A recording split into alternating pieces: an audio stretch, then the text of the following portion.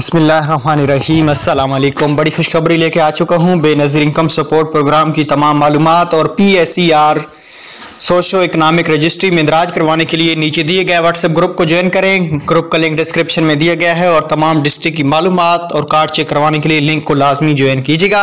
चलें आज की वीडियो को शुरू कर लेते हैं। आज की वीडियो का जो हमारा टॉपिक है वो ये है कि नाएल कार्ड से जांच पड़ताल में कैसे कार्ड चले जाते हैं।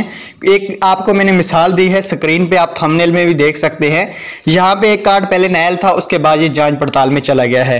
कार्ड को जांच पड़ताल में करने के ये फायदे होते हैं, जो वो कार्ड भी जांच पड़ताल में चला जाता है उसका PMT स्कोर 100% 32 से कम हो जाता है और 32 से जिनका कम हो जाता है वो BISP में अहल हो जाते हैं।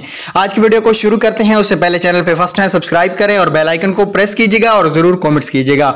आज की वीडियो को शुरू कर लेते हैं। जिन लोगों का भी कार्ड नाएल हो चुका है कि आपका एहसास कफालत में इंदराज हो चुका है लेकिन आप अहल नहीं हैं, उन लोगों से मेरी गुजारिश है कि वो एक दफा दफ्तर में दोबारा जरूर चक्कर लगाएं। हो सकता है आपका दोबारा रोस्टर अपडेट कर दिया जाएगा। अगर आपके किसी बच्चे का बेफार्म अभी तक नहीं बना तो वो आप बच्चे का बेफार्म बनवा के दोबारा बेनजीर दफ्तर में जाएंगे तो आपका वो दोबारा रोस्टर अपडेट कर देंगे और काफी ज्यादा चांसेस होते हैं कि आपका दोबारा PMT स्कोर कम हो सकता है। उसके अलावा अगर आपकी मदर ने अभी तक सर्वे नहीं कराया या आपकी सिस्टर ने अभी तक सर्वे नहीं कराया, ऐसी कंडीशन में भी अगर वो दोबारा सर्वे कराती हैं या आपके घर से कोई भी दोबारा सर्वे करवाता है तो इस सूरत में भी आपका जो नाएल कार्ड है वो दोबारा जांच पड़ताल में ही जा सकता है। उम्मीद है वीडियो पसंद आई होगी।